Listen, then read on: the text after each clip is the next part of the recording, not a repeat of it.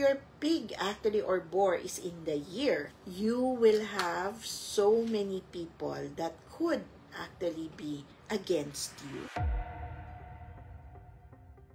Other people ang magbibigay ng stress sa'yo, and do not be too trusting because you have this tendency ng akala mo okay sila. Tapos kapag hindi mo na pagbigyan, iba na ang takbuhan ng labanan ninyo. No? So be very careful. If the pig is actually in your month, be careful of your colleagues or your boss. Do not share your problems too much kasi baka mamaya hindi masyadong ma-understand ng mga tao yan. Or baka mamaya ma-misconstrue din nila of exploitation.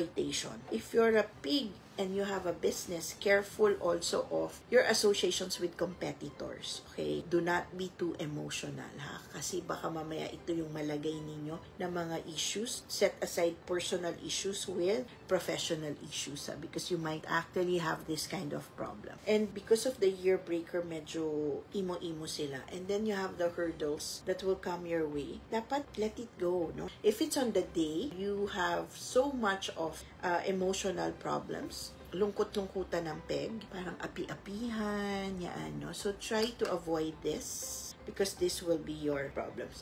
If it's on the hour, be careful of your wants and desires. Kasi, pwede ka naman sa simpleng bagay, pero you have this urge to over-calculate, and baka ma-max out ka, no? So, yan, no? Your desires and your wants ang pipigilan ninyo if the pig falls on the hour. Okay? Yan.